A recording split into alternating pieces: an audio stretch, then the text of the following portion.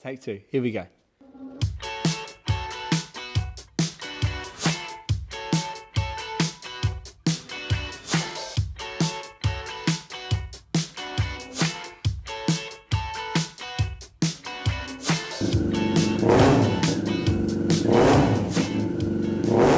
Another episode in our Werkrennen series. Werkrennen series being our in-house race department, and the Gen 3 R9T is not going to be missing out on any track action. Something that is obviously very, very close to my heart, and that is being on track and being on tarmac and basically taking the R9Ts to their max.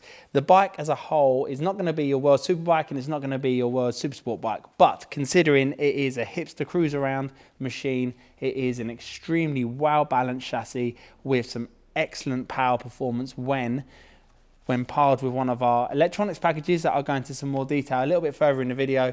When paired with that, you can get some real good power out of it, and it is extremely fun. So I'm going to utilize this video to run through the bits that we've done to this bike to get it from a hipster cruiser machine into a track ready monster. Starting at the front end, one of the biggest mods that we did for feedback was the brake upgrade. So as you can see, this is not the normal brake master setup that you will see on an R9T.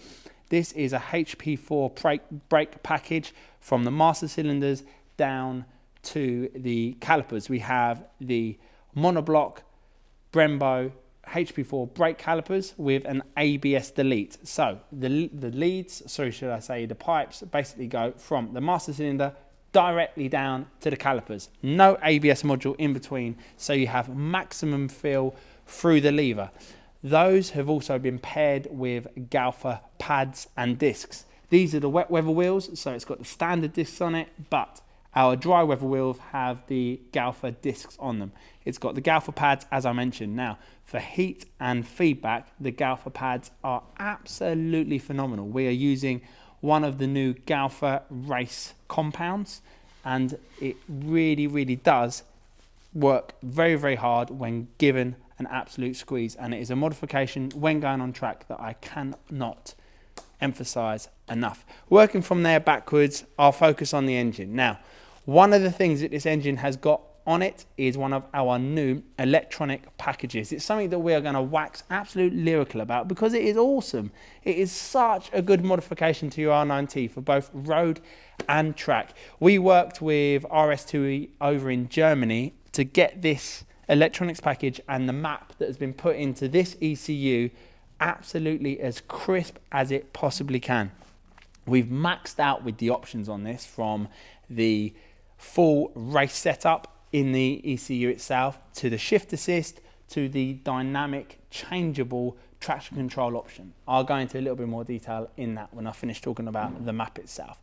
So we've done 2 test days on this, a full beautiful 30-degree day up at Donington, and then a wet and cold day at Brands Hatch, where I ended up having a bit of a sausage. As you can see, the bike is covered in mud and bits have been snapped off the front. Got caught out on a little bit of wet weather in clearways, but that also enabled us to test some of our crash products, which I'll go into a little bit more detail later on in the video. Now, the map on this bike, RS2E asked us to give them plenty of data and plenty of feedback from our Donington day, which we did. So much so they asked us to send the ECU back to Germany so they could take the changes that we asked for and implement some changes within the software so that we can get some better stability under braking and under the downshifts. Got it back to us just in time for Brands Hatch, and it was a beautiful change, a change that I could feel through the seat and through the bike, and the way that the bike fed back to me and performed as a whole. So thank you very, very much to Robert and Rainer over in Germany at RS2E for really nailing it, getting that back to us in time, and just giving us a product that we can not only take to road with customers, but we can really make the most of this platform on track. Now, as part of that package, and one of the options that you'll see on the electronic packages on the website, is the shift assist.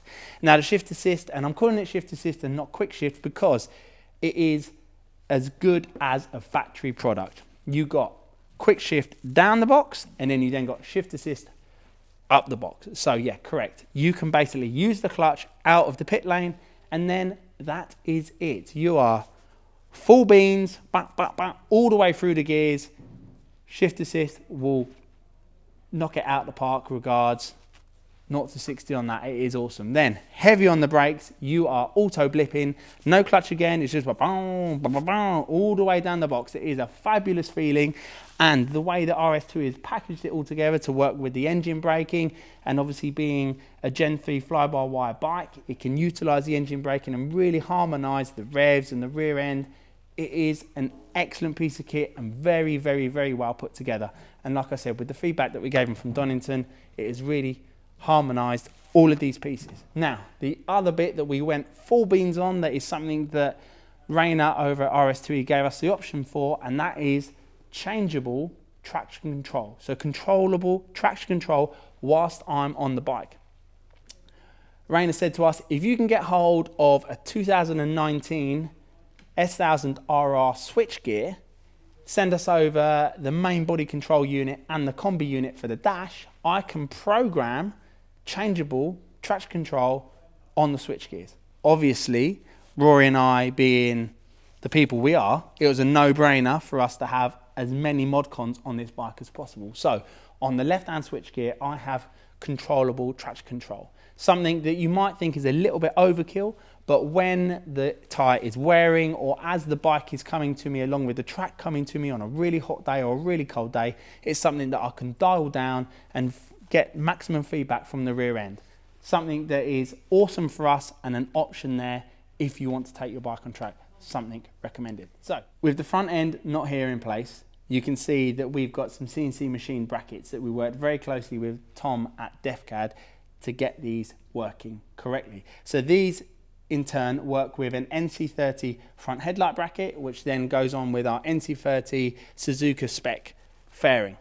This then has the NC30 fairing bracket, which is mounted to the tank that goes up and over and fits just beneath the screen. However, this was something that was a real head scratcher, trying to turn, essentially, as you know from the Racer has a headstock mount here. That's something that the Roadster platform does not, especially being a Gen 3. There is no Gen 3 Racer, so there's no frame that we could work against. So we needed to make sure that we could get this fitting on here in a strong, safe and reliable mount that we could also retrofit on other customer bikes if they so be wanted a front fairing setup.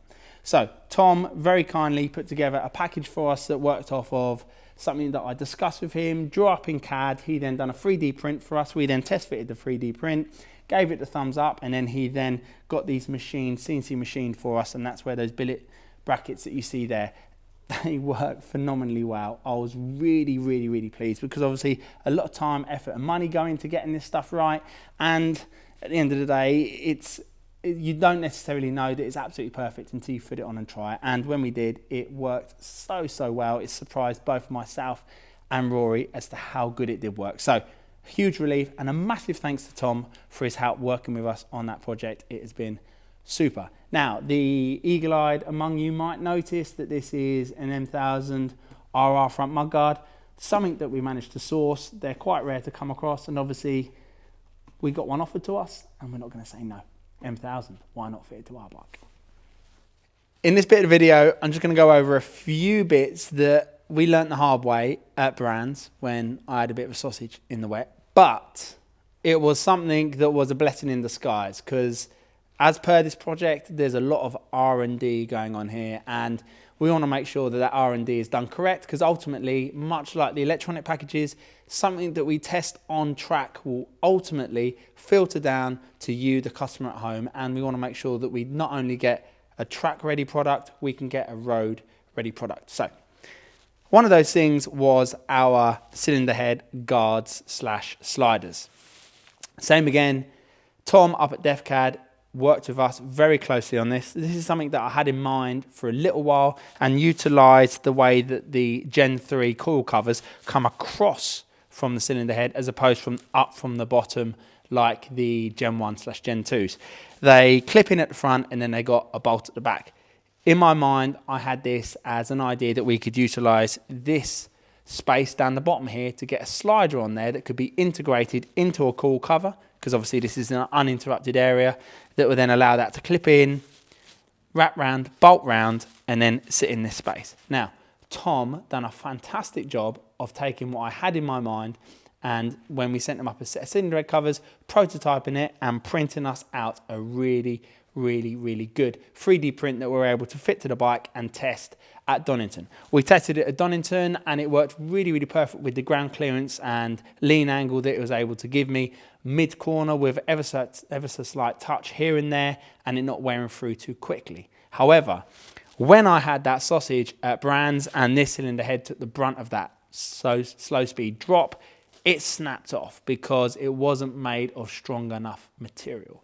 That is something that we wouldn't have known hadn't I fallen off. So we've gone back to the drawing board with this. The design of the product, as in the aesthetic, looks fantastic, but the strength of the product needs to be changed. So we have spoken to our painters, Valkyrie, who are also model makers. They are currently working on the prototype for us and taking what Tom very kindly printed out. They are going to take that and turn that into a real hard cast mold that we can then take into the 2024 season, test, and then hopefully have a product that we can offer you on the website as a Gen 3 cylinder head protector, just in case when you park up to get yourself a nice cup of coffee in a gravel car park, if you lose your foot in, you don't end up taking any paint off of the cylinder head cover, you only end up hitting one of our guards. With that in mind, the other change that we've had to the bike is we are now Team Öhlins. Ben up at BG Motorsport has very kindly sorted us out with a race package on this bike. So on the back of this bike, you'll see that beautiful gold and yellow Öhlins gracing the bike. It's something that is a first for me, having never ridden or raced on Öhlins. And I have to say that it is stuff that they use in MotoGP and World Superbikes for a reason. The feedback that I've had from this shock up at Donington was absolutely fantastic. Now, not only is it really good to have an excellent high quality product on the bike, but to have somebody on the end of the telephone to give you live feedback and basically some technical on the day is also absolutely priceless. And Ben up at BG Motorsport, when we were on that full test up at Donington, he was there at the end of the telephone, at the end of the text message. He really helped us out massively. There's a few changes we needed to make throughout the day as the track and bike came to us, and he was there straight away, and it enabled us to really punch the bike hard into the track and get some data out of the bike, as well as work the Dunlop tyres to their absolute maximum. As you can see, the tyre has been graded perfectly, and there is a nice smooth surface all the way around the tyre itself with perfect wear, something that a good shock only can give you. Outside of that, you'll notice that we still have the original flat track exhaust system on it. Now, the flat track exhaust system goes from the front of the bike to just behind the start of the rear wheel. Now that's where the similarities end, because being on a flat track surface, you don't have any noise limits to work with. However, being on a racetrack, noise limits are a big problem. They're our nemesis with the R9T platform, so much so that we actually got black flagged once running a standard system with a standard NCAN. Even that got the noise police upset at Brands Hatch on one session. So we know that it is our nemesis and we have to work hard to avoid it. So from the rear wheel, or where the flap delete normally is, from there upwards we have a unit garage, 1 into 2 into 1 system. We then have a Frankenstein setup of baffles into a bespoke NCAN that is maximum length to give us maximum top end speed and mid-range torque with a twin cylinder engine, but also it enables us to have hidden 2 baffles within that small space of where it goes from the single exit into the muffler itself. And with great success, we got through the noise test at Brands Hatch, something that Rory and I were almost having sleepless nights about, and it always makes for an anxious journey in the van on the way up to Brands, because we know that that black flag is looming with the R9T platform. Now, the bike itself is a project that is going to be constantly evolving, something that is very close to our hearts, and it's something that we're hoping to take to the Bike Shed Show 2024.